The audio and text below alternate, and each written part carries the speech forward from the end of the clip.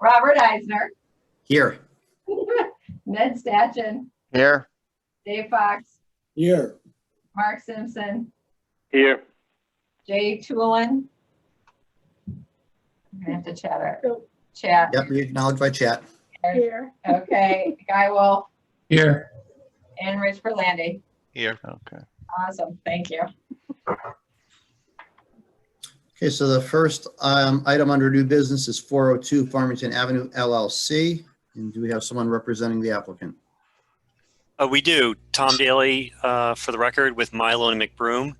Also with me this evening is Kyle Richards from Metro Realty, if we have any questions. And then after I present, Megan Raymond is our wetland scientist, and she'll do a presentation after that.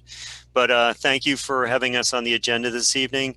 We're calling this, it goes by Quarry Road, but also it's, I believe, 402 Farmington Ave.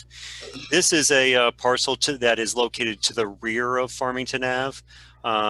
Quarry Road is a road that was built many years ago by a previous developer. They brought the road all the way up to the point where it crossed over the wetlands, brought the utilities, and went over the gas line. And that's kind of where we're picking it up. It's actually two parcels, but a totaling of 16.7 acres in total. The portion we're talking about is really the northern 1/3 of the property. There's an additional 2/3 that are kind of planned left on this that are not part of the application at this time. The site slopes from, so on this map, north is pointing to the right. So then we have south to the left side of the map. And then, but the site generally slopes in one direction. It's going from west to east. And what you can see on this map is the blue line that's located at the bottom of the map. That's really the wetlands in question we're talking about this evening. It's part of a larger wetland kind of corridor that Megan will speak about. But the part we're talking about is what's darkened in blue. The highest point of the site is at the far western corner. It's at about elevation 410, and then it goes all the way down to about elevation 364 along the property line down by the wetlands. As Megan, if Shannon can show you, there's actually a gas easement that this is a fairly major transmission line that runs through the property. The property is, I would say, is fully wooded except for Quarry Road, and then also the gas easement is obviously cleared as they maintain it. As I indicated, you can see the pinch point between the two wetlands, and that's where Quarry Road has already been extended. They brought the utilities up and actually put some cross culverts in there. We're not making any modifications to that, except for potentially, I think it's just binder course on that road, and we'll put a finish course. But the proposal before you this evening is for a multi-family building located in the central portion of the site. In addition to that, we have 6 detached garages and then 1 maintenance building. The activity that we're talking about this evening is and I think one of the commissioners asked about the plan before you. It is identical to the plan that's in your plan set, but just because of a Zoom meeting, we thought it would be helpful for the commission to highlight both the wetland line and the upland review line. Of note is, except for the wetland that's located near the crossing, the wetlands in question actually are not on our property. They're actually on the state of Connecticut's property, but we are in the upland review portion of that wetland. The building and all the pavement is really located on the western side of the gas easement map, or gas easement. The only activity we're proposing on the the eastern side of the gas easement are the 2 stormwater basins located as Shannon was scrolling past left and right. So from in your upland review area, we really have only a small portion of pavement, and then 1 garage is located through there. We do have the stormwater basins will be designed for both water quality and quantity. So they've been analyzed for the 2 through the 100-year storm. All the actually, Shannon, can you scroll to the next one, which I think was the utility plan? There you go. Yeah. All the stormwater from the developed portion of the site will be routed to the stormwater basins. But we actually have a secondary drainage system where all the water that's coming from offsite is actually routed around the development in its own pipe system and discharged directly to the wetlands without going through the basins. And that allowed us to focus on providing both water quality and quantity mitigation for the development site itself. We will have water quality chambers prior to the discharge into both of those basins for some added water quality benefits. And ultimately, the two basins do work in series, which we have found those to be beneficial in terms of water moving from one basin to the other on water quality and quantity mitigation. But we have basically a single discharge. We have two drainage discharges. One at the far north of the property near the wetlands, but that's discharging, I would say, approximately, I'd say 50 to 60 feet away from the wetland. But that discharge, as I noted, is simply just taking offland water that is being routed around the project and doesn't come from the development site. But all the water that we're really the ones we're going through the basin, we're discharging that down by the quarry road crossing right there. Thank you, Shannon. We'll have a single discharge there that is just off the gas easement line. With that, that's a general overview of the application, and I'd like to switch over to Megan Raymond, who is our wetland scientist.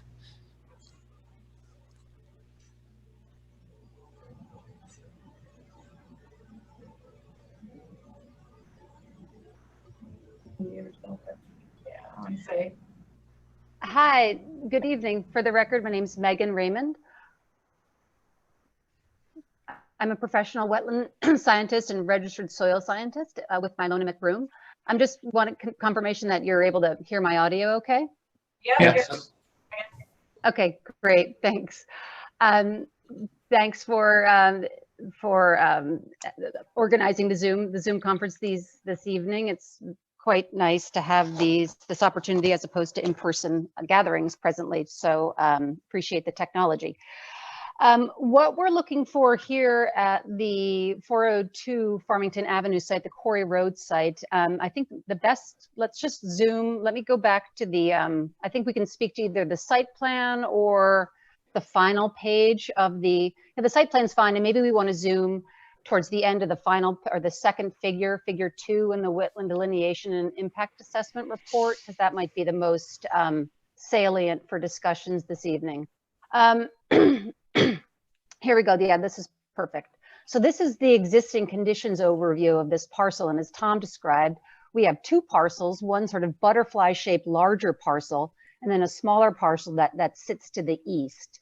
The proposed project is basically straddling the property line, the common property line between these two parcels in the northern portion of the site, excuse me. And we can see the Tennessee gas pipeline that bisects the smaller parcel and then runs north-south through this whole area.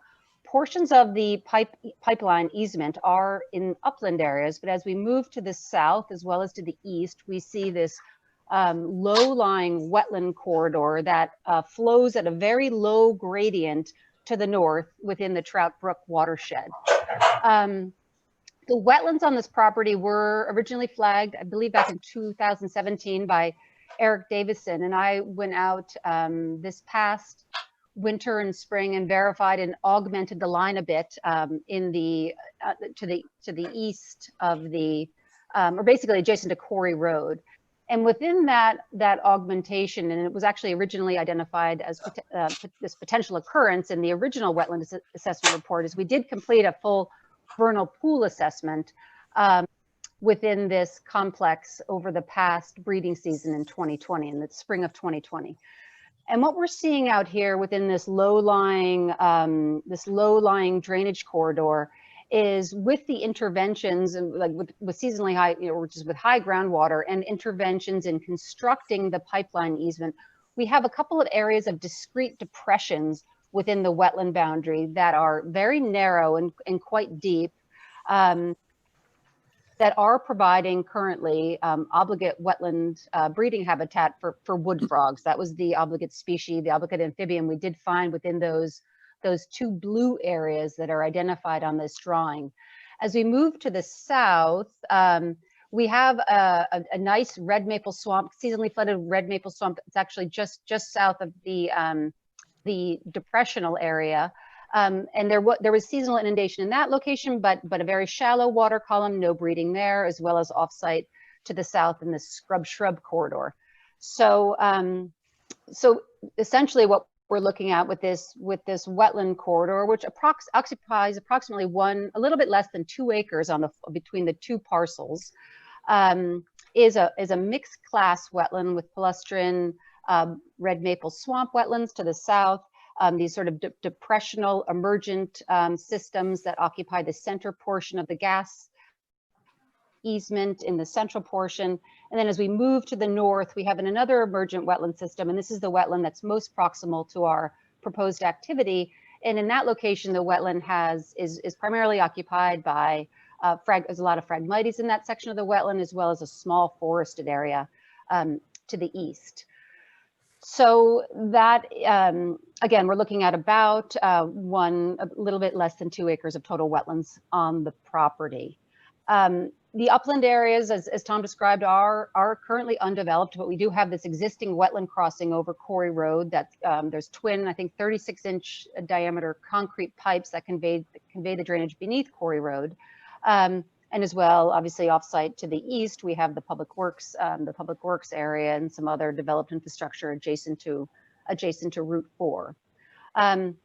So would it be the most of, is everyone, once we can kind of keep this picture in our mind and the orientation of the site and the orientation of the project relative to the resources, and maybe we can switch back to the proposed project. That might be the most, the most utility to speak to this evening. So now we're looking at sort of a close-up of the proposed activities, which is obviously the apartment, multifamily apartment building that's centrally located on the property, with the Quarry Road crossing to the south or to the left-hand side of our page. What we were looking at this project and designing a site plan that maintains the characteristics of the wetland resources on this site, we worked with the project team to avoid direct wetland impacts, which was achievable given the existing wetland crossing. We also look to manage stormwater and maintain hydrology to the wetland corridor. And that is going to be achieved with the routing of drainage, of upland drainage that Tom described, and the maintenance of clean water and appropriate watersheds to this wetland system, with these routing pipes to the south and to the north. As well, we have an open stormwater basin, and this basin is going to sit to the east of the pipeline easement. So the easement is going to be undisturbed for the most, for its length, and we're going to be providing a stormwater interface right up against that pipeline easement to the west. And these areas will provide a nice interface and allowance for biofiltration and other attributes that will maintain our water quality, as well as provide appropriate water quantity storage. As well, obviously, we have a robust sedimentation and erosion control to manage earthworks during construction. We have a retaining wall that'll provide a barrier to these site work activities. It's going to run the length of the project area. As it relates to the vernal pools, we're looking at obviously these areas that are going to be south of the proposed activity, confined within the gas line corridor. We did look to avoid any activity within the vernal pool. Obviously, the depression of the pool, which is the pool itself, and then the vernal pool envelope, which is the area within 100 feet of those breeding zones. And we were able to achieve that with the exception of requiring, because Quarry Road is an existing corridor, there will be some activity around approximately 93 feet from the vernal pool boundary along Quarry Road specifically. And that is due to the existing geometry of the area and the existing presence of the road. As it relates to a pertinent upland habitat and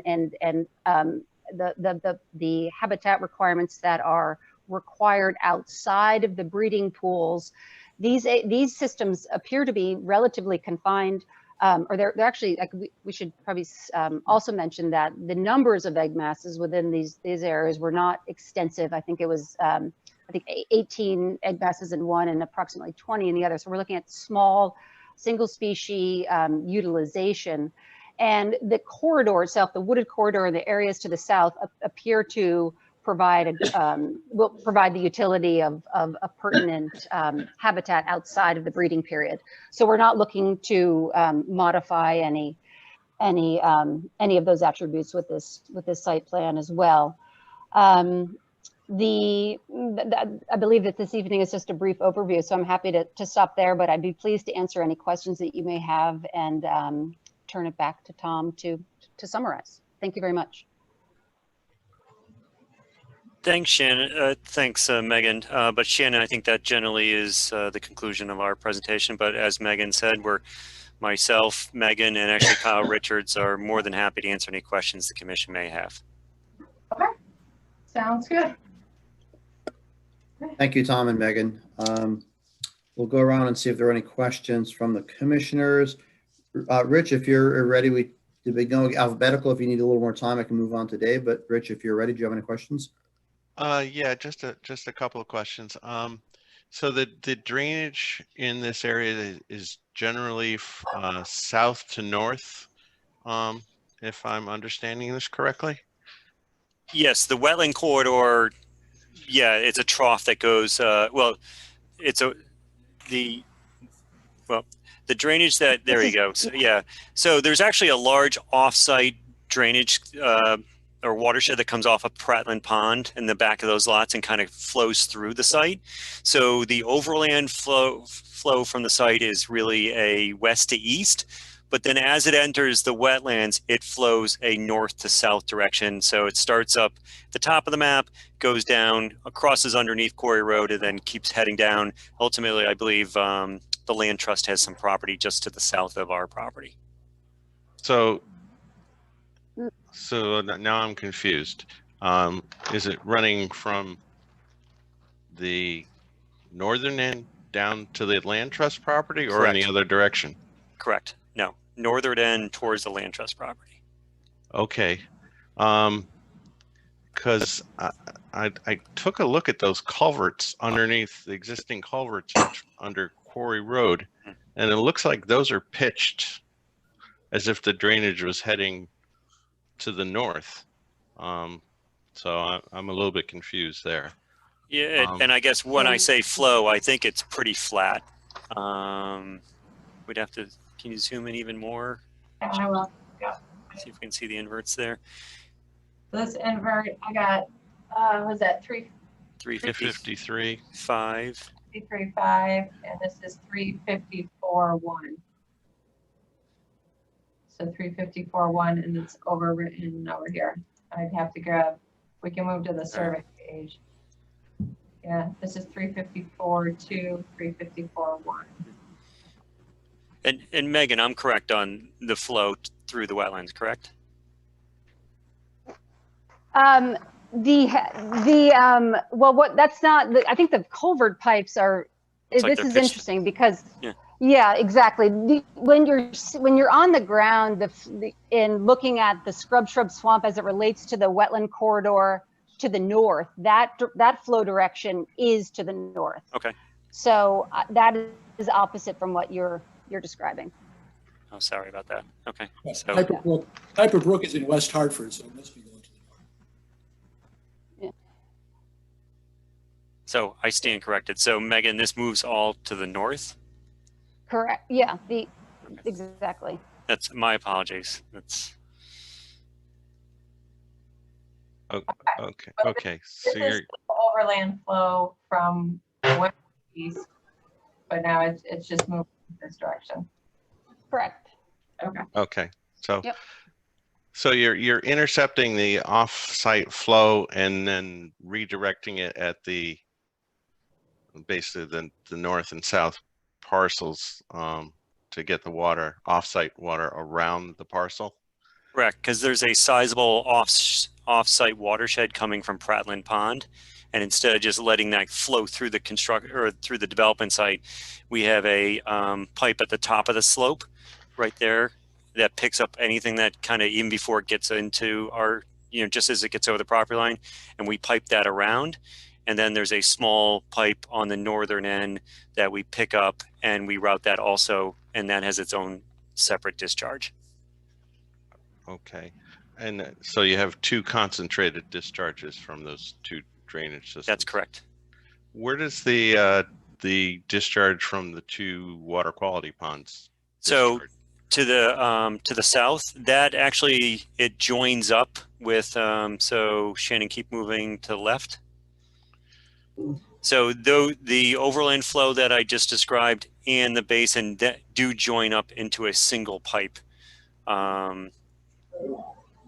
So you're converting the overland flow to a single pipe discharge. Correct. Okay. That's all the questions I have for now. Thank you. Dave Fox, any questions? Yeah, just a couple. It was a very nice presentation, very good understanding of the project after hearing it. The pipe that's taking the overland flow also includes 3 catch basins on Quarry Road, it looks like, and that's going to be discharged in the same manner. But Correct. there won't be any treatment provided for this road runoff in that case. I think we are.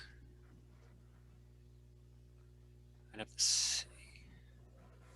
I know you have the hydrodynamic Yeah. separators. Exactly. Discharges to the basins, but not for this discharge. The hydrodynamic separator is located just outside the basin, so that should still go through that. And we have a bypass in that pipe. So, but we can take a closer look at that Yeah, I to confirm that that small portion of the road does go through a water quality chamber. Okay. We can take a look at that. There was a lot of little words here, but I saw 2 of them. Yeah. One to each discharge to the basin, but not one on that pipe that conveys the flow Yeah. around the property. Yep. So what happens is the basin, Because you're right. You're right. Where we have our stormwater base chambers are located there. Those appear to be just manholes. So we could potentially convert, or we don't want to run the good clean water through a water quality chamber because it would just be diluted. But the one catch basin just before we get into that system, we can take a look at doing some stormwater enhancements. But that's a good pickup. Yes, you are correct. Those 3 do get routed, but we can definitely put some enhancement on that one catch basin before it links up with the bigger system. excellent, thank you. And I think that's And in terms of the actual work that's going to be done at the Quarry Road crossing between the wetlands, it's just paving on improving the paving on the existing road, and then it looks like there's going to be a sidewalk to the north side. That's correct. And then there'll also be, if you go out there now, it's kind of left in an unfinished thing. So we'll also be landscaping, that area. But it's what appears to me is it's just the binder course of pavement. So yes, we'll do that. But part of zoning is it's the connectivity and the walkability. So yes, we will add a sidewalk along there, and then we're actually adding some landscaping to kind of enhance that driveway.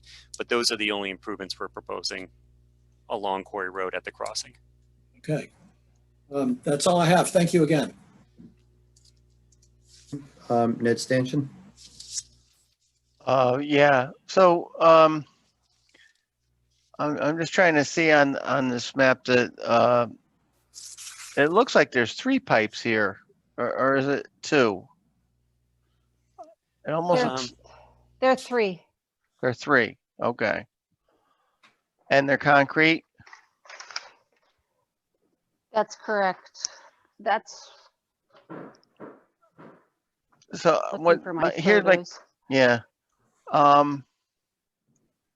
So when I look at the site, from the wetland, the study, where you're showing the vernal pools and the 100-foot vernal pool envelope, the vernal pool goes right up to the inlet of the pipes there. That is true. So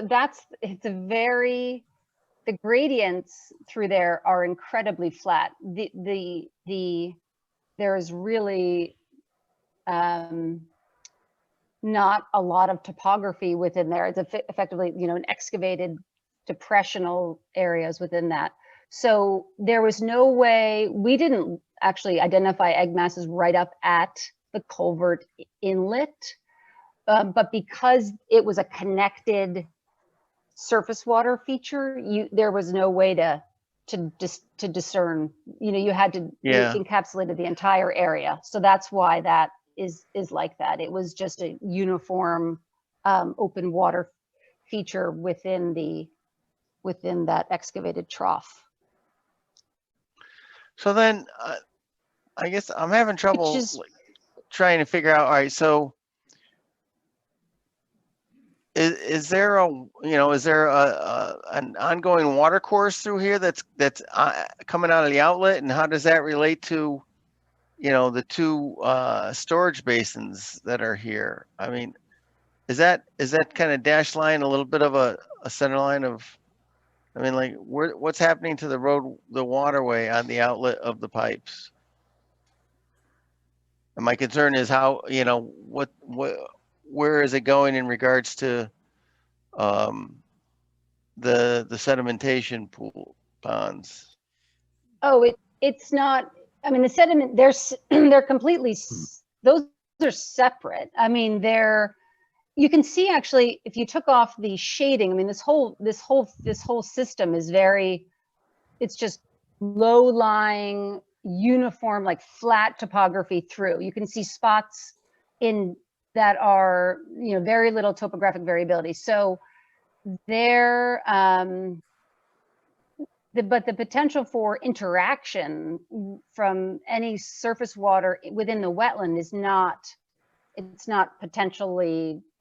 no potential for that to interact with the basins, obviously, because those are set much higher in elevation, and they're not going to necessarily be very wet features, but we're looking at a difference between, 252 or so in the wetland, and then it's up at, I guess it's 3, but then it's up at 361 at the base of the basin.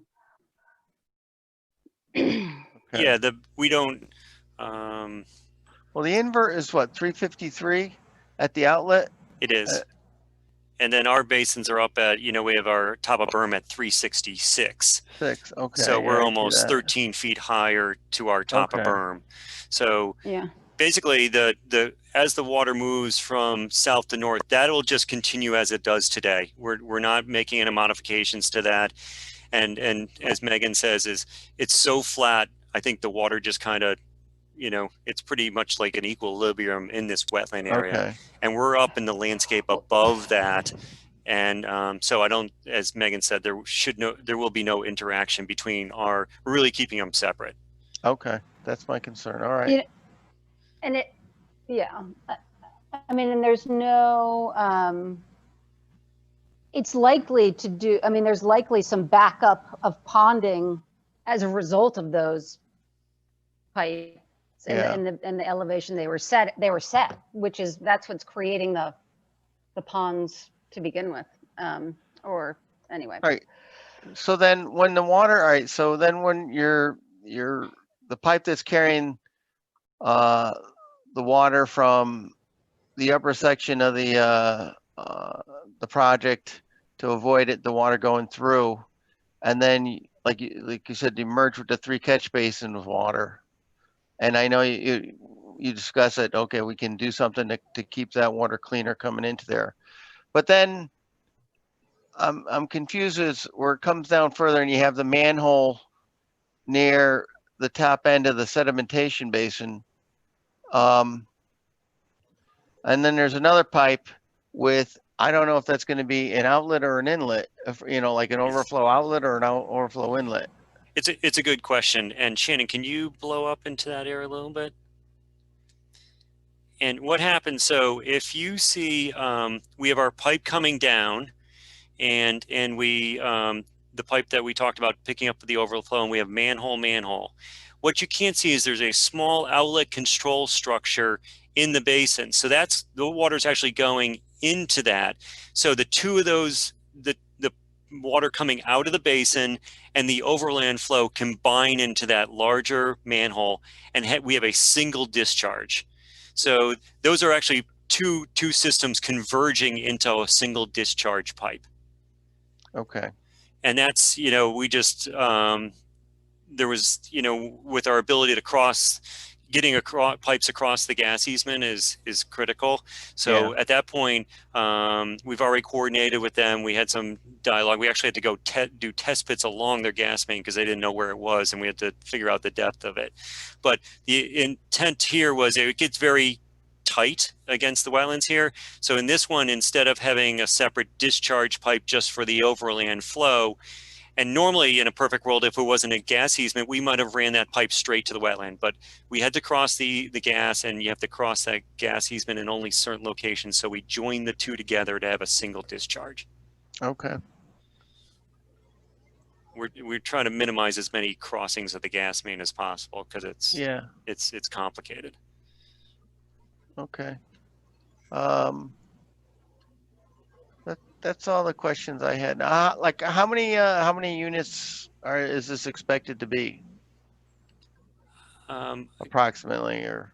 I think it's 150 units. Kyle, correct me if I'm wrong. Yeah, this is Kyle Richards from Metro Realty for the record. Can everyone hear me? Yes. Yes. Yeah, it's proposed to be approximately 150 apartments. Okay. All right, that's all the questions I have. Thank you. Thank you. Mark Simpson, any questions? Yeah, well, a lot of answers have been given because people have been asking good questions. But my big concern was, and it was answered, I think David brought it up about the Quarry Road. I was curious about what was going to be done there. And probably that's why I'm very interested in a site visit, because the other question I have was, how many units was this? So we're talking about 150 units of vehicles going back and forth. So I would have to view the site to see how much of an impact the travel of vehicles by the wetlands, the vernal pool, and how it would affect them, and what controls we can do to protect it. But that's all I have to say. Okay, and Jay Tulin had sent a chat saying he had no questions. So Jay, unless you've changed your mind, we'll move on to Guy Wolf. My questions relate to the garage that's in the that area exactly. Can it be moved towards the other garage to give more space to the wetlands?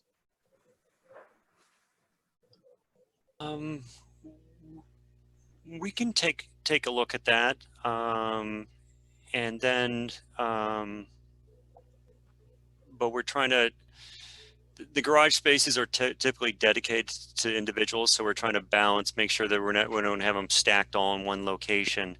It will be a garage just for individual cars. It will not, or it'll be for residents. So we think, the risk there in the garage is no different than the risk of a surface parking lot. But Guy, is your interest in seeing if that can be slid over? Yeah. Yes, I'm concerned about this vernal pool. It's kind of involved in this whole project. And even though it may have only one species, the wood frogs, they are supposed to be protected, and I want to see that. We can look at that.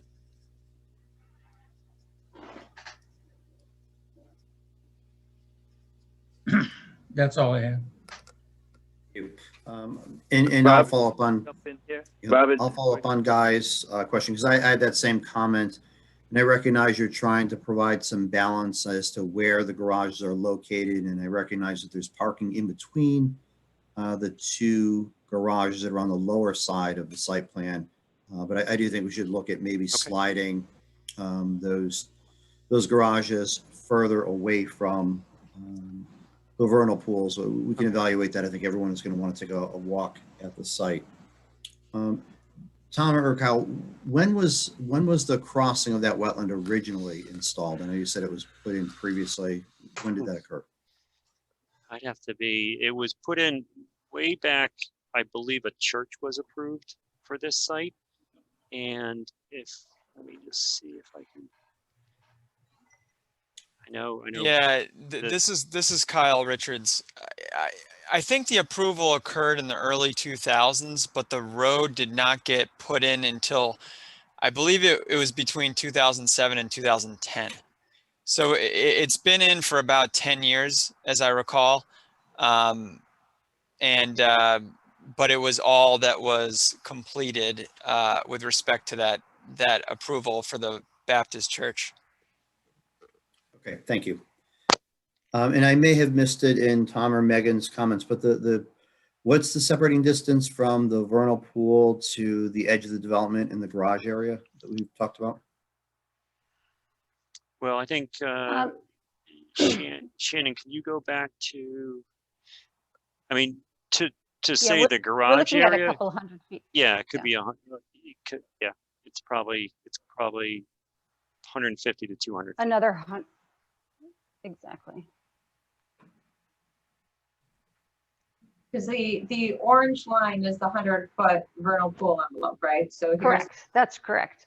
So this Yes. orange line's taking us just past Quarry Road, and the basins. So the basins are here. Sorry, because the way this PDF, it's not letting me scroll properly. But so this is 100 feet from the vernal pool. This is the transmission line. Here's the pond. So the ponds are here to the east side of the transmission line. And so the garages are up in this area. So it's probably close to 200 feet away looking, But we can get you a hard number on that also.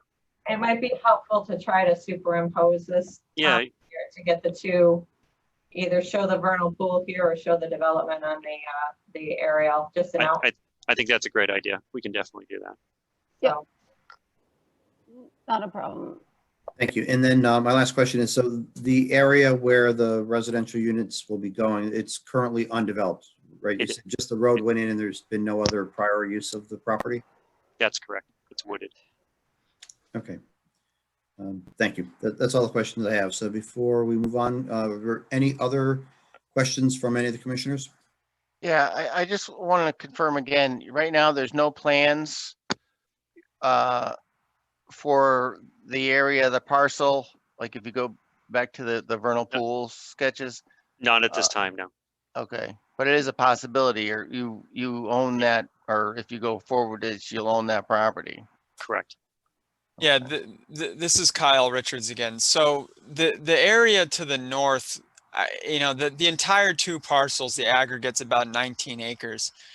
And I think the development area is approximately 7.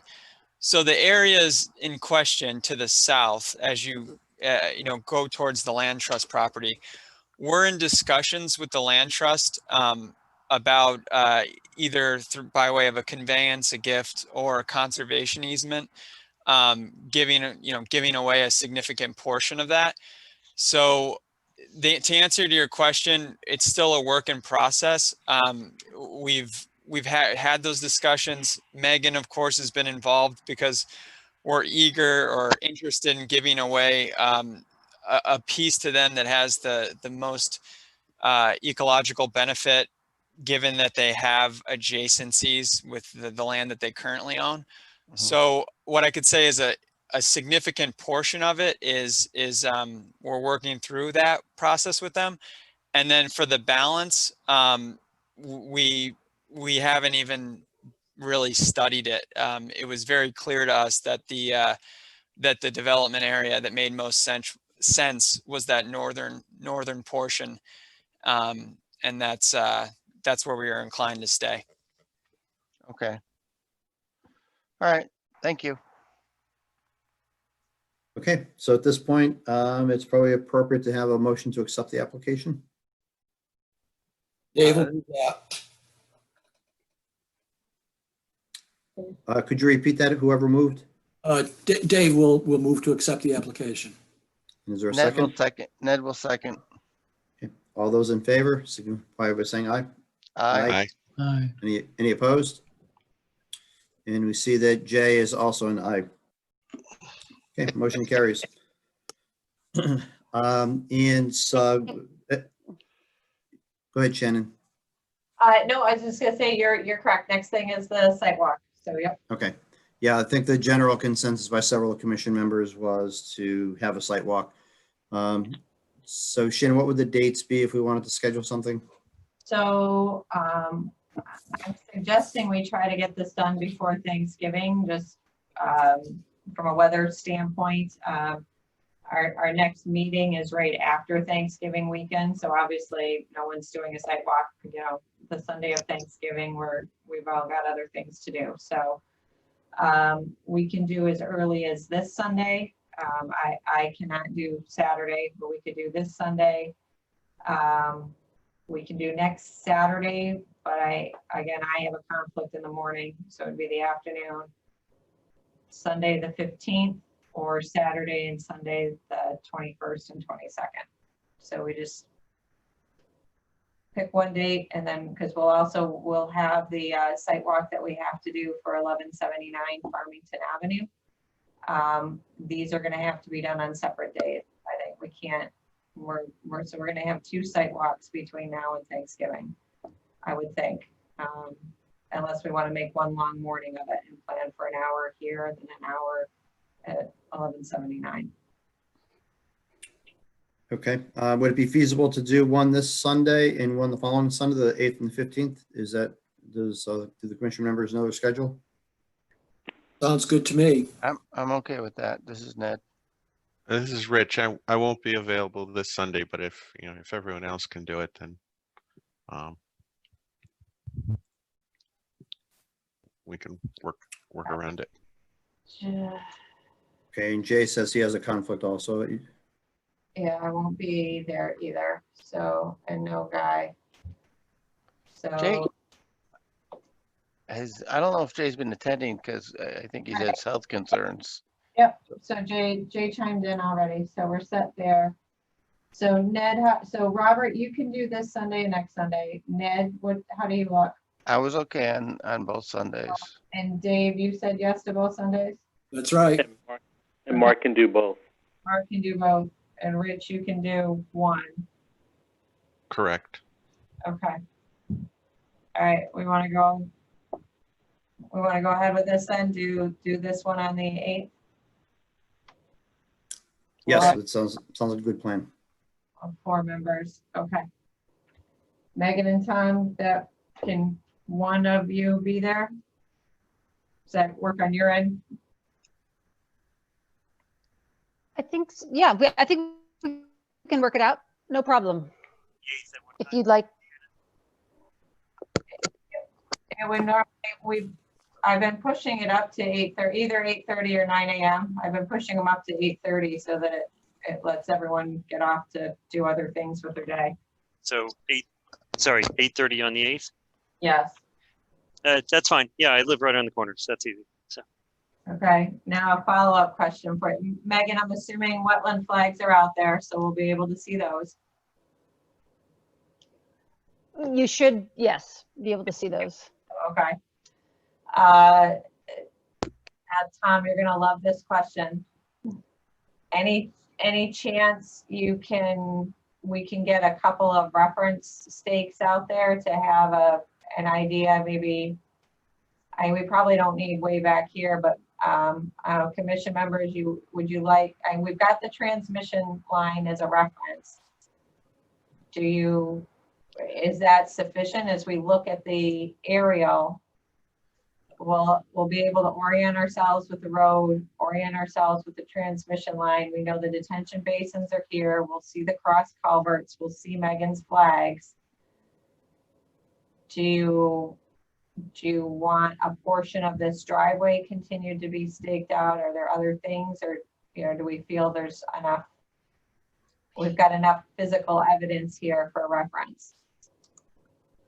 I think we talked a little bit about the one garage, so maybe if we get the four corners of that garage and some other highlight points, whether it's center line of the driveway or maybe these the two. corner. Yeah, we're primarily concerned with the proximity and the activities closest to the vernal pool. So. Okay. Shannon, I will do the best I can. Obviously it's now the 4th at the end of the day, and the 8th is approaching quickly. Right. So I believe that in the field we can get everybody orientated properly. I think you're right. There's enough stuff out there, Okay. but let me see what I can do. But we'll try. But it may not happen. But I'll get a hold of you one way or the other. All right. Fair enough. Hey, this is Ned Statch. I had one more question. There are roof drains in all this, right? Is this going to be a roof drain system? It'll have an internal drainage system, correct? Okay. I believe it's proposed to be a flat roof. Yeah, they're there. So the roof drain. Okay. So yes, we're picking up all the roof and taking it through the systems we explained this evening. Okay, thank you. Yeah. Okay, so we've got for this one, this Sunday at 8:30 a.m. Okay, and I'm guessing we're gonna hold on the determination of significance at this point. Yes. Okay. Okay. Tom, Kyle, and Megan, thank you. Thank you very much. See Thank later. you. Thank you. Be well. Take care. Thank Bye-bye. you. All right, we'll move on to item 2, Danny Mancini, Lot 6B, Pheasant Hill Road.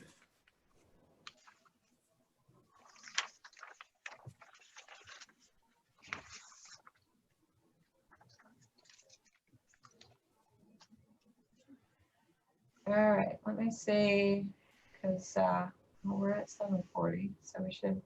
Ron, are you on the call? I am on, yes. Good evening. All right, it is your show, my friend. Okay, we had our field walk on Sunday. I think we thoroughly reviewed the site. We started over on the north, walked down along the northerly property line, walked along the center line of the proposed driveway, looked at the proposed house site and the wetland area where the proposed house site is. We walked down the easterly property line around the back wetland area there, the large wetland area. We showed the commission where the proposed septic system that was staked out. We continued to walk down by the westerly wetland area and the vernal pool, and took a look at that, and then headed back up along the westerly side of the house, back out to Pheasant Hill Road. After the meeting, I provided Shannon with this feasibility plan that demonstrates what conceptual grading would look like if the house was slid forward or to the north 20 feet, and that would require a variance from the Zoning Board of Appeals for encroachment into the 50-foot front yard setback, which is on this property located along the west where Shannon's mouse is going now. You could see the the front right corner of the house encroaches into that 50-foot setback, so we would require a variance from ZBA on that. So what I did was the two green areas are areas that we could reduce the amount of grading and tree clearing required if we were to apply and have that variance granted to us. Represents approximately 2,200 square feet, I believe, with the two areas. So that is a significant amount. And although it doesn't increase the 71-foot separation distance from the limit of clearing to the vernal pool where the septic system is, I have that dimensioned on the plan. It does provide the savings of some additional tree clearing and grading just a little bit to the north of where the septic system is. So I think that's beneficial to, providing additional undisturbed and uncleared area up gradient of that wetland in the vernal pool. So that is, that would obviously require relocating the house further north, and that wetland area would be, completely impacted at that point. But as we noted during the field walk, we just had some significant rainfall, and that wetland area was essentially dry. And I think it was everybody's opinion that it was beneficial to protect as much as we could the wetland area to the south and the vernal pool. With that, I could, answer any questions you may have. Okay, thank you, Ron. And Rich, I'll put you on the spot again if you want to go first and you have any questions. No, I don't have any questions on this. Okay, Dave? Yeah, just one. The further protected green area upon moving the house, I do think it's a good idea to move it. It's a good trade-off. I don't imagine that wetland area, if it was not disturbed by the original plan, it would be landscaped at some point, and it wouldn't really be a wetland. I was wondering if the conservation area could be bumped out a little bit, not necessarily to go all the way to the limits of disturbance, but since you're opening up less area, you might be able to move the yellow area a little bit closer to provide more protection for the vernal pool.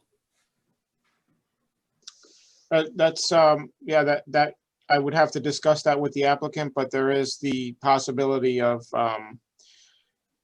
extending that, a little bit further to the north in that area.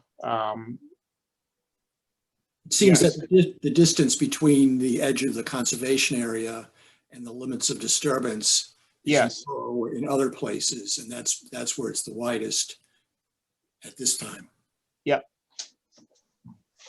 And again, just to repeat that the wetland area, even on the plan that was submitted, this is just a conceptual plan, but even the plan that we have submitted that's in front of the commission now, that wetland area by the house was always proposed to be impacted, just because it was, that's the plan right there. It was so close to the house and the driveway and the grading, we didn't feel that it would survive or provide any benefit once the house was constructed, and it would be very difficult or impossible to construct a house that close to the wetland without impacting it. Right. So that was always proposed to be impacted.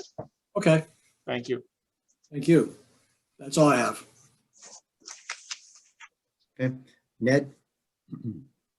I just want to clarify what we're doing here. So we had the original, well, let me just say, I prefer the new location with the house moved up. I think it's it's better for the property and and better for the wetlands. I think, like Dave suggested, to try and get a little more protection for the wetland vernal area pool would be good. But I want to say, I know the developer was there and he's looking to get something done. Are we going to approve the original drawing, but then put a stipulation on it that we recommend the second drawing with the house pushed up forward, or how are we planning on approving this? I think, because I think they want to make sure something gets approved with the, you know, and then if there's a chance that the ZBA doesn't approve it, they still want to have a legitimate plan to build the house. I would think with our recommendation and with saying that this is a better use of the property, it'll protect the wetland area more, that the wetland area in the front there isn't anything really worth saving on it, and to move the house forward is a better off use of the building lot. But still, we don't have any control over what the ZBA does. So are we looking to approve the original one and then with a recommendation that this is a better plan? Yeah, How would I we think word we'll that? have to see if Shannon has input, because that would be my preference as well, Ned, would be to approve the initial site plan, provide support for the variance, and if it's approved, then, you know, have that alternate plan pre-approved. Shannon, was there any discussion in the office as to how that could occur? All right, basically, yes. So we would have to approve the original plan because you can't force, obviously you can't make your approval contingent on the ZBA approval, right? There's not a way to do that. And we can't force and mandate that the variance be granted. So it would have to be, you know, make sure that all the conditions are outlined the way that the commission would like them. And then with the recommendation that the applicant seek the variance with ZBA, and that the commission can ask that, you know, their meeting minutes and record be sent to ZBA, and a letter of support be sent to ZBA and support of the variance because of the vernal pool that is located on the property. Okay.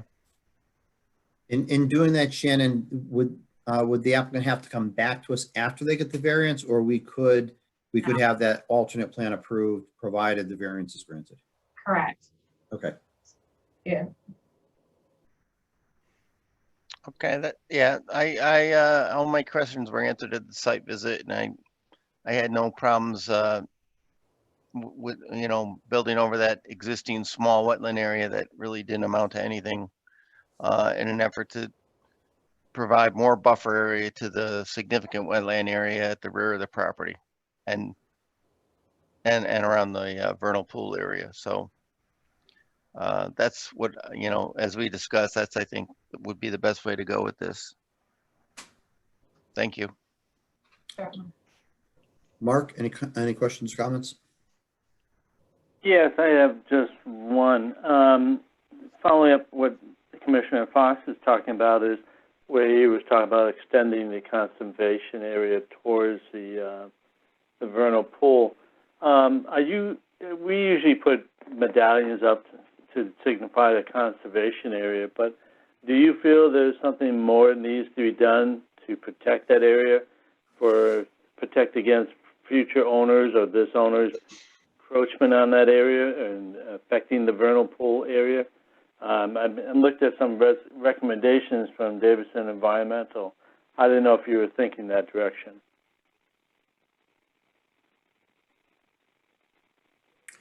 Mark, is that directed towards Ron, the applicant? I think it's Ron, yes. Let's see. On some applications, we've placed like boulders along like a conservation easement, like maybe in an area where you might want to prevent like something natural like that without creating too much disturbance and having to cut trees and go in and, you know, create more disturbance. I don't know what else we could really do. besides put the markers up and maybe put some larger boulders or something along that line.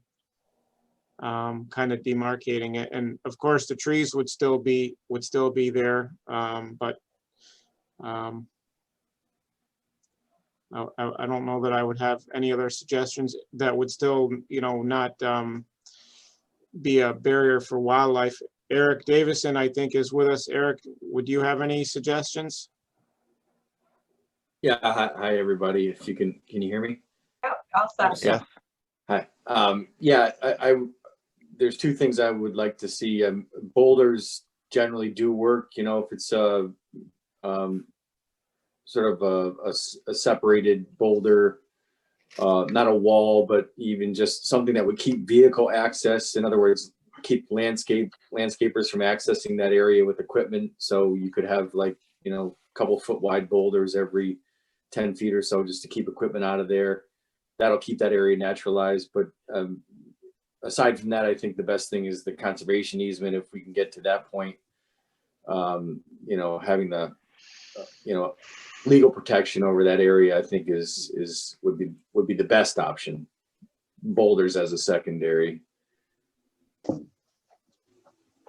Well, this is Commissioner Simpson again. We had a case just a few months ago where somebody had medallions on trees in the area and went in there and did some tree cutting and did disturbance to the area. So to me, that's why I'm asking the question.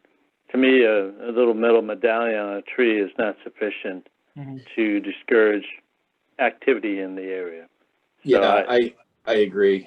I agree completely. Yeah, we use those on our commission here in Chester, and they look great, the first week they're up, and, over time, if you go back a year or two, they just don't hold up. They disappear, they fall off, they fade, and people claim they didn't see them when they go in and wipe out, trees past the boundary point. So yeah, the medallions to me just aren't a long-term solution. They're not bold enough, Okay, thank you. This is Ned. We do put our medallions on individual posts, and so they don't blend into the trees as much. So I think that helps a little more than something that's just mounted on the tree. Yeah, we do that too. Maybe I'm just being pessimistic, but we do that as well. And I feel like, we have more issues with that as a deterrent than we do something that physically keeps people out. But I also think, honestly, to me, I think the best option is conservation easement. I think, the threat of legal harm if you encroach in an area, I think is your best bet. So if that's a possibility, still the conservation easement, I think, is the best option. Okay, that's all I have to ask. Okay, and Commissioner Tulin has identified he doesn't have any additional questions for the applicant. Guy, do you have any questions or comments? I just want to point out that the distance around the wetland and the house is pretty short. And anything you can do to preserve that, I would support. Okay, thank you, Guy. So I'll just comment that I think the site walk was very helpful. The general consensus, and I agree that the small wetland pocket was not significant when viewed in the field and supported by the comments from Eric Davidson last month. So I do think it's appropriate to try and relocate the house with the variance to provide greater protection to the vernal pool, and I would support the strategy that Commissioner Stanchion had laid out, that we do sort of a two-prong approval for the original site plan, but also a recommendation to support a variance application, and if approved, the alternate plan is also approved. Shannon had put together a bunch of staff comment recommendations for our last meeting. I think those are all appropriate to include. And Ron, I'm assuming that you had seen the list of items that came from staff, and they were pretty straightforward. We talked about the need for a conservation easement, and I think the general consensus was the posts and the medallions, but also supported or supplemented with boulders would be appropriate.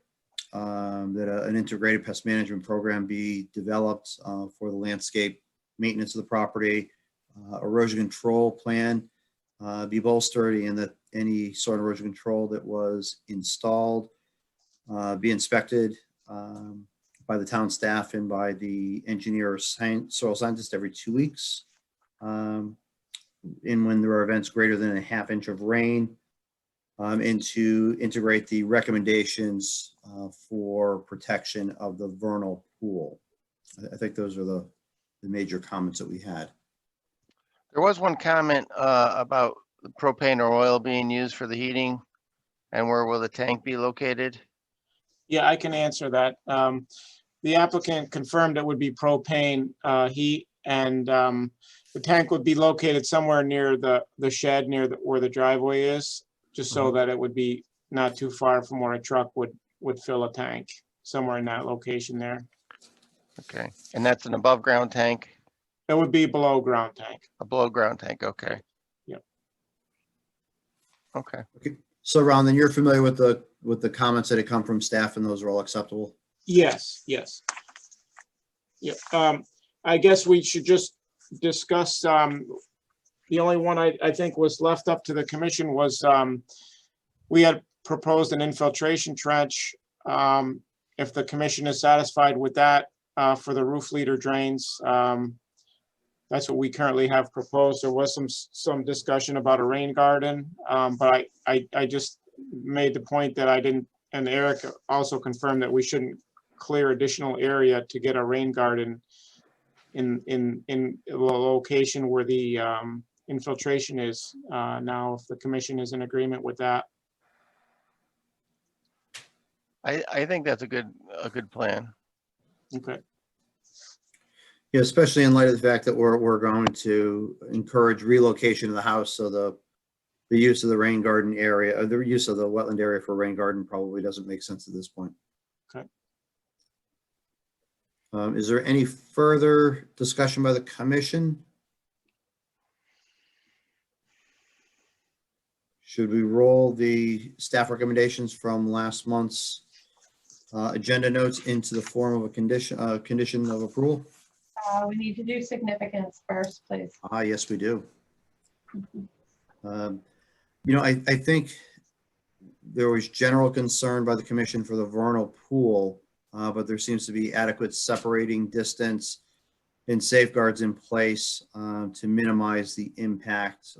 There's a good balance, I think, with some conservation easements that are proposed and protection. So aside from the development of the house as a residential use for a residential lot, the impacts wouldn't appear to be extensive enough to be significant and warrant a hearing in my mind, but I would leave that open for discussion by the rest of the commission.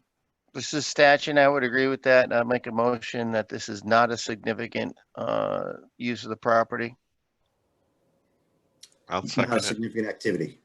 Yeah, significant activity. Is there a second? Rich Berlanti, second. Okay, any discussion before we call the motion? Okay. All those in favor? Aye. Aye. Jay's and I also. Any opposed? Okay, looks like the motion carries as a non-significant activity.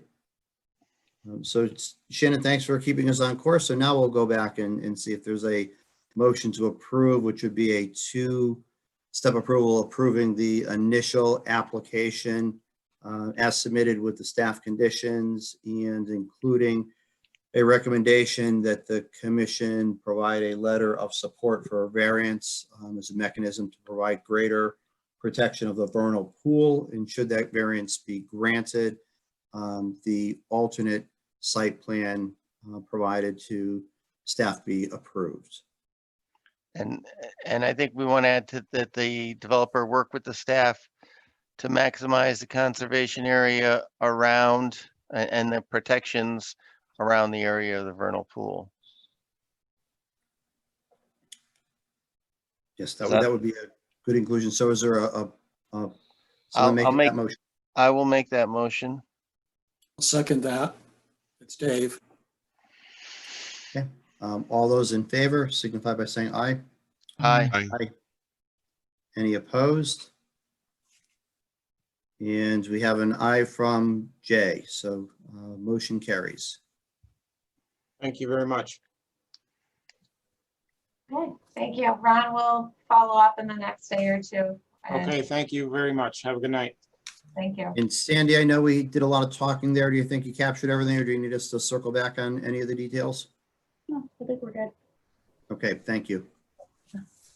Yeah, no, see, everyone that knows, and the beauty is, this is now record, we got not only the got- audio recording, we've got the video recording. We heard all Well, now. I just wanted to make sure we weren't talking over each other, or creating any confusion for Sandy's gonna have to transcribe it later. Okay, we'll move on to item 3, shall cause hearing for 15 Pond Street. Yes, and I had let them know that they didn't have to call in this evening, so there was photos that were shared. So these are photos that I took this morning and then sent off to you folks this afternoon. So you can see the grass is coming in nicely, and what has been determined as an area that's not wetland, and then the hay is down in the disturbed area. And then Ian also followed up with some additional photos that he took. I didn't go on to the property. It was like 7:30 this morning. I just wanted to stop by and grab photos. So, but his are more like within the defined, so you can see that the defined channel is coming down. This is looking towards the back, so northeast on the property, and the channel comes off the property and then down, and so you can see, and then here it flows around to the outlet, and then this is just another, basically a second photo looking up.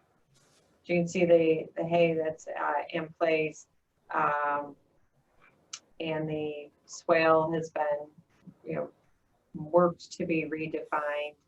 Yeah, And that looks good. Ian's continuing to work with them, and they do plan on presenting in December, like we talked about at the last meeting, to have a planting plan all prepared for your review at the December meeting. And will then be in a position to proceed with plantings in the spring. So that's the current game plan. Shannon, this is Rich. What are those two black strips next to the house? Honestly, I'm not really sure what those are. I'd have to send an email to Tanisha and ask. I don't really know. If it was summertime, I'd say they're slip and slides, but Yeah, I'm not. I think I thought I remember them being stacked up somewhere on the rear of the property or something. I don't know if there's like an erosion control or that that they're using it as that, or I don't know.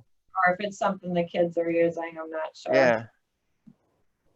I can ask her. It's not that big a deal, but I can ask. Yeah, they don't seem to. Oh, they're there. They're you're catching just the edge of them here in the photos that it's just here off the edge. So in the photo that's showing from Ian, so I can ask her. Ken, it's a little. In the water, so that was a good. It was off to the side and not in the water course. So Yeah, it's not a big deal. no, definitely not a big deal. But more curiosity. Shannon, is all of the work to reestablish the channel done? It's a little hard to tell from the photos, or is there more work that still needs to be done? It looks like the majority of it is complete. Ian wasn't, if I recall correctly from the discussion last month, Ian wasn't too concerned because this is so shallow through here that this is the water is going to take this path down through, and it was really more the right at that immediate inlet area that needed to be redefined. That's been done. So I think we're in pretty good shape here. Certainly with the rains we've had in the last 2 weeks, you know, this area is looking pretty good. There's no obvious evidence of, you know, huge erosion areas. And clearly, you know, none of the hay's been wiped out. So it looks like the water's following the path and doing what it's supposed to do.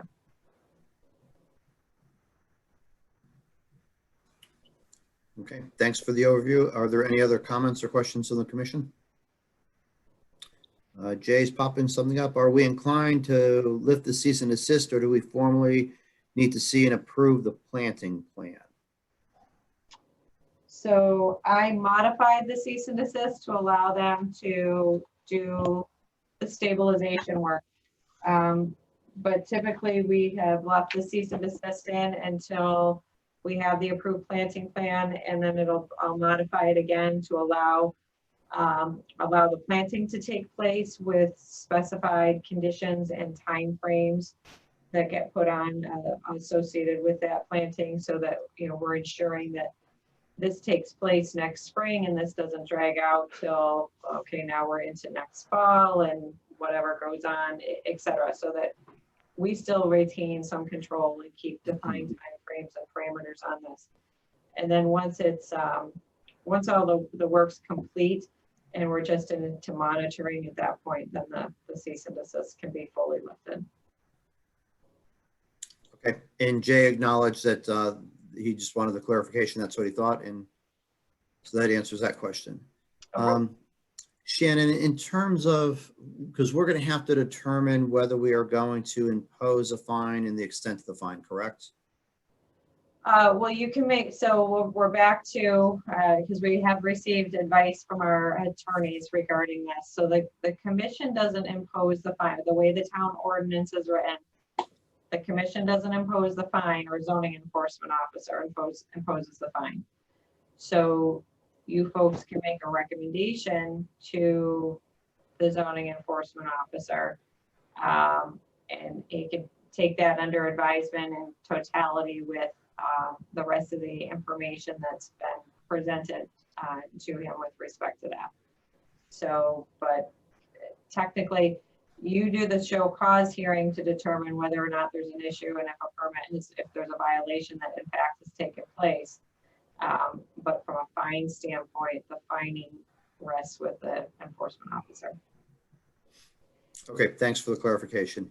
Sure. And I think in this situation, my thought is the initial disturbance was more concerning because it seemed to be pretty egregious. I think there has been a fair and reasonable response by the property owner. I take at face value what the property owner said, that they were misled by the developer. I still remember, Shannon, that you had told them not to do certain things, and they did continue with some work after they were initially told, but it seems like they've been more cooperative. So sort of looking at the timeline in totality, I would think that this would be from the commission's recommendation, one for potentially, looking to minimize or suspend or impose no penalty. That's sort of my thought on the penalty. Sure. And just, this is Ned, we always take into account the expense of the soil scientists and other, their labor and efforts that were made. And I think those go into taking into account as to expenses that were incurred as to justify the problem. So. I agree. This is Mark. I agree too. Sometimes my mindset is the penalty that is imposed is the cost to the homeowner to rectify the situation that they caused. And I think the balancing act there is when we sort of look at, because I do think it's fair to look at those additional expenses to correct the violations.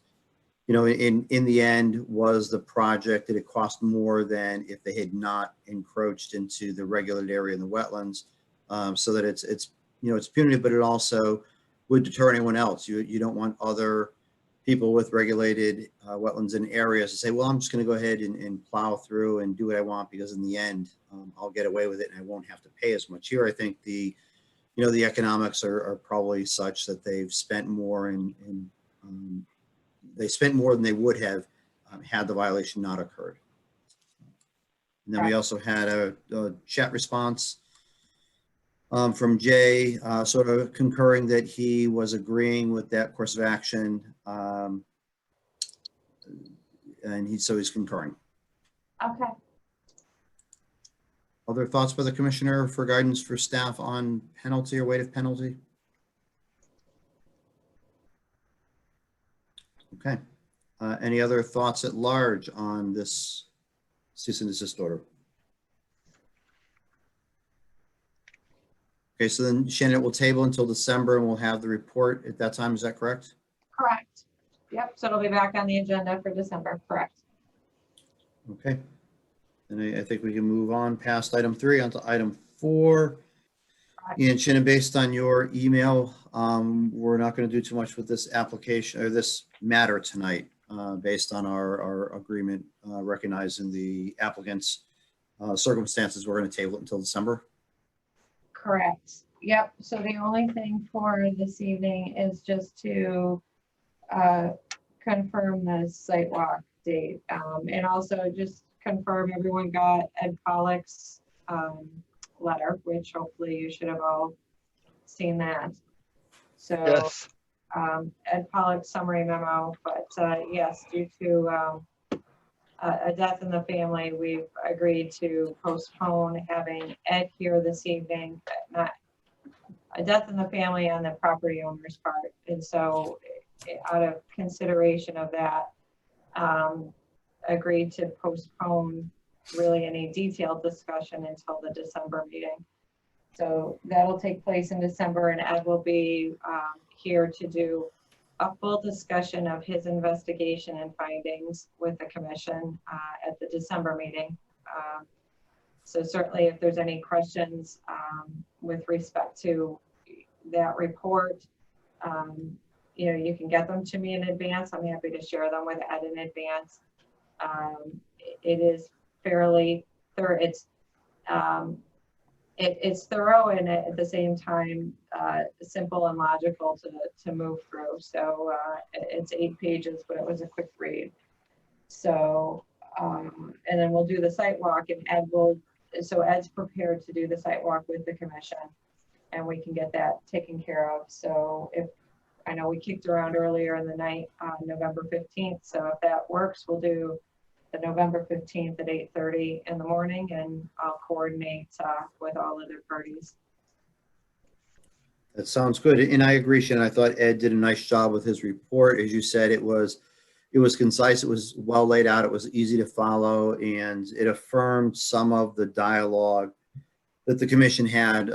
Ed was pretty clear that he also found that there wasn't any explanation as to how the obvious regulated activity occurred. So I guess we can only continue to speculate that it was for facilitating advantageous business purposes. The big why. But I thought Ed did a nice job in laying out the discussion and the facts and giving us additional information to go on. So Shannon, thank you for the work in lining up the consultants and providing the guidance that resulted in that report. Certainly. Absolutely. And Jay acknowledged he had seen the report. Perfect. Okay. Okay. So that's all for that one then for this evening, and I'll do usually as I usually do. I'll send a reminder out for the site walk and whatnot. But yeah, we'll reconvene on that on December 2nd. Terrific. That brings us on to the planner's report. Anything for us, Shannon?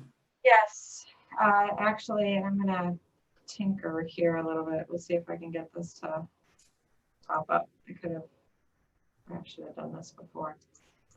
We've got a application that is before, this is gonna be a little bit of an FYI for all of you. There's an application before TPZ It is being accepted at the meeting this coming Monday on November 9th. And the hearing will start on December 7th. Sorry, I get my dates confused. So, and it is for the Midpoint Development Project. And it's with Jeff Scott in A Code. And it involves 1371 Farmington Avenue, 8237.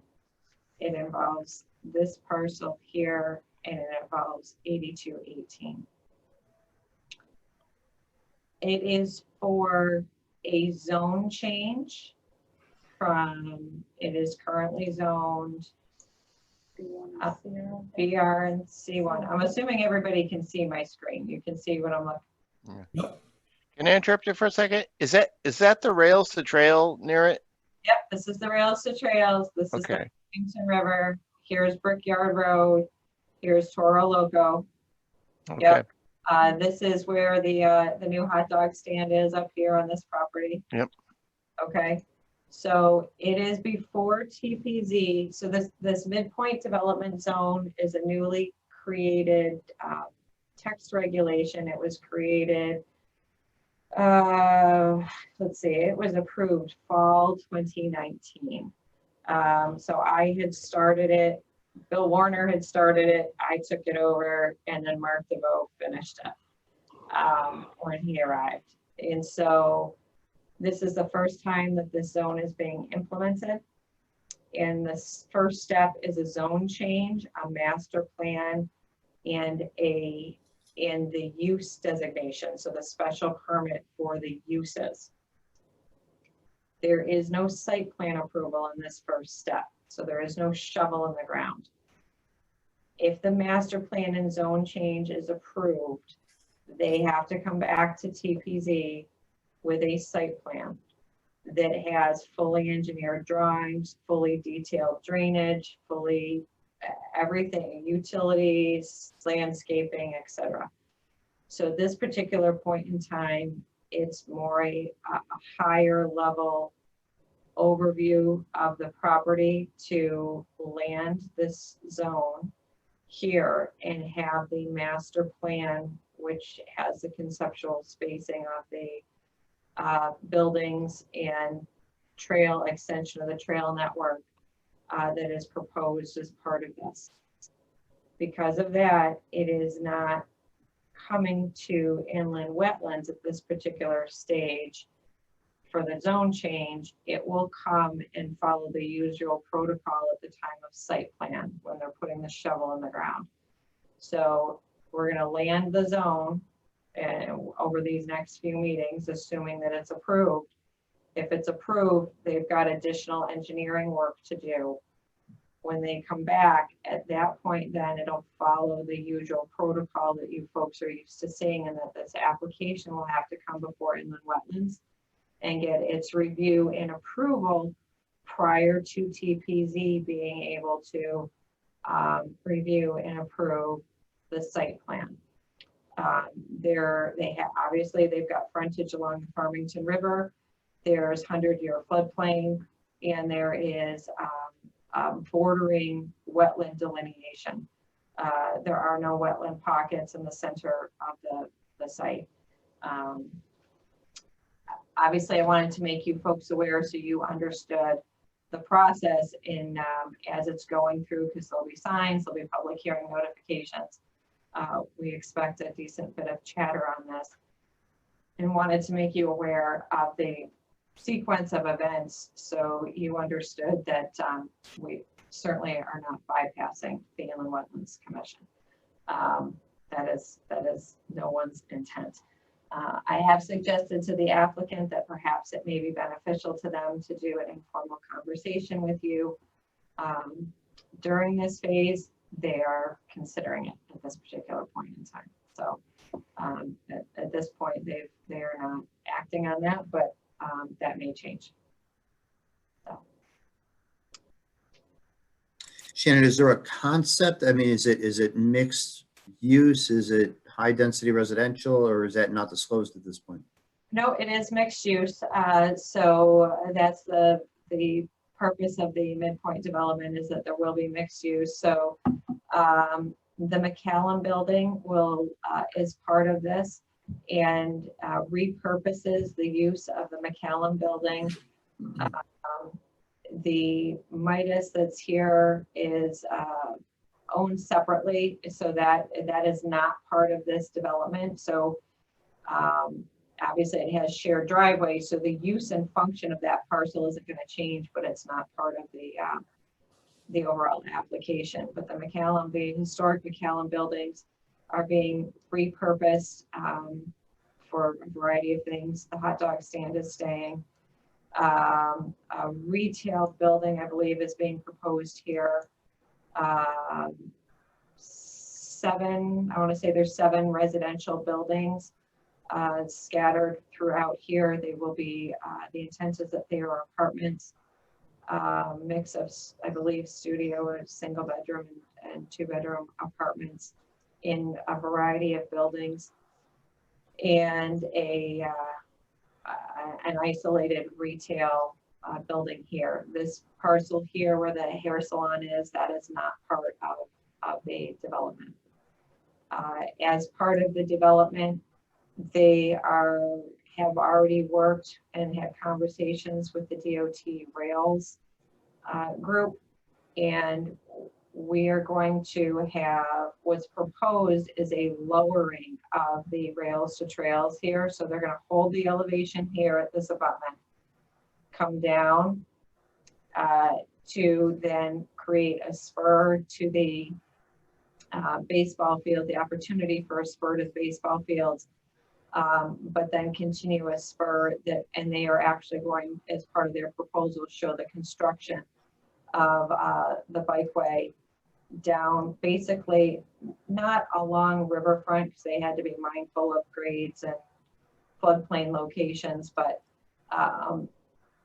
basically follow the edge of the river and connect, at this point, connect in here and come, I believe, pop back up to Farmington Avenue, but create that extension there. And then with this, they're working from abutment to abutment at a 5% grade that creates a low point basically here in the middle to allow this spur. There's a little bit of a serpentine down to get back down to grade here. So it is extensive. There's a lot of public improvements that are being done with this, because there will also be frontage sidewalks along Route 4 as well as private improvements. So there is the application up on the website yet? It's not, but we're having issues. We're having issues with the website. Okay. Yeah. So the application is part of, just like it is for inland wetlands, all of is part of being on our online platform. We're obligated to have all of the applications posted online. So this will be posted on our website, and once it's live, we can let you folks know so that you can see it and get a sense for what's going on. So that's kind of where it stands at this point. So that it will be a public hearing. Like I said, it's being accepted on next Monday. The hearing will open December 7th. I'm relatively confident that this will continue to January, that it will take more than one hearing to review this and have a thorough conversation and answer commission and public questions that will come from this. I think it's Thanks, Karen. interesting that it's next to 1179. And we're trying to wonder what's going to happen with the why behind 1179. Maybe there's some connection. Some folks, I think, have positioned the cart and horse in more traditional fashion than others. Yeah. I'll leave it at that. We're recorded, and I have to post this. Okay. Thank you. Yes, sir. But it certainly does, it's an interesting why that occurred. So I think we'll just leave it at that. Shannon, thanks. That was a very helpful overview of what's to come on the midpoint development zone. Thank you. No, you're welcome. And that's all I have for planner's report for wetlands. Okay. Did any of the other commissioners have any comments on the midpoint development overview? Okay, then we'll move on to Just that it looks like my my bike path is going to be out of service for several months, I would think. Yeah, there's pluses and minuses to everything, Mr. Fox. Yes, I use it almost on a daily basis. I understand. But you and many others, you're gonna have to use the other spur of the bike path and get acquainted with other legs of this for a time being. Okay. or Dave, just get some good knobby tires on your mountain bike and you'll be all set through the construction zone. Okay, that'll bring us to approval of the minutes for October 21st, 2020. Are there any changes or additions? So a motion to approve the October 21st minutes? So move, Stanchion. So a second? Second, Wolf. All those in favor say aye. Aye. Aye. Aye. Any opposed? Okay, is there a motion on the November 1st, 2020 sidewalk notes? And Jay said aye for the 21st minutes. Thank you. Is there a motion to approve the November 1st minutes? So move, Stanchion. Is there a second? Yeah, Second, Wolf. Who is the second? Second, Wolf. Okay, thank you, Guy. All those in favor say aye. Aye. Aye. Aye. Opposed? Okay. Anything else before we adjourn? I will just add the comment that the commission wishes Chairman Hannon well in his recovery. And with that, we will adjourn the Wetlands Commission meeting and we'll open the Conservation Commission meeting both at 8:37. So it looks like we basically just have a land acquisition report. Right, and I'm thinking, I don't think we've got an update for at this particular point in time. So I think we can They meet again next week. I next think. week. Okay, so we can bypass that for this evening. But I do have some updates with respect to our bulk waste pickup. I don't have household hazardous waste. I have our shredding. I think we had 11,000 pounds of material shredding for folks. And then for bulk waste, we had 530 mattresses and box springs that were picked up and recycled as part of the mattress recycling program. So, which is fantastic to, again, keep that out of the waste stream and off our tipping fees is fabulous. So once again, Mr. Eisner, thank you. That was the easiest program ever to implement. It was fabulous. So that was great. It makes sense to have the manufacturers funding some of these recycling programs. Yeah, well, yeah, absolutely. And it's on our end, it's been great. Hopefully on your, would you get feedback on that as far as the success of it and how well? And I know pandemic's putting a damper on a lot of the recycling, but outside of the pandemic envelope, how is it working? Was it fairly successful as far as getting those materials repurposed? Yeah, it's my understanding that the Mattress Recycling Corporation, which is the entity that runs the mattress recycling program, has to provide reports annually to the state legislature, and their the MRC, the Mattress Recycling Corp, has identified that their cost, the $9 per mattress and box spring fee, is not significant enough to cover their costs, and the Mattress Recycling Council is proposing to increase the per unit fee, and they're saying it's consistent with fees being charged for a similar program in Rhode Island and California. So there might be a change in the upfront cost of that program if you're buying a new mattress or box spring. Sure. Okay. Okay. Well, the fact that they're able to do it and get that material repurposed, I think is certainly worth it in keeping it out of the waste stream. So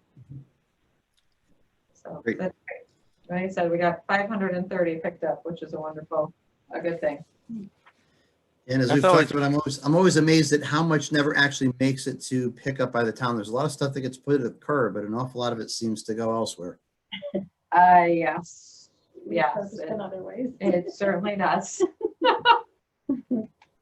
Yeah, Well, the other thing about that is, you know, when you look at some of the illegal dumping you see here and there, it always seems the mattress seems to be one of the things that ends up illegally dumped because I guess people have a hard time figuring out what to do with it.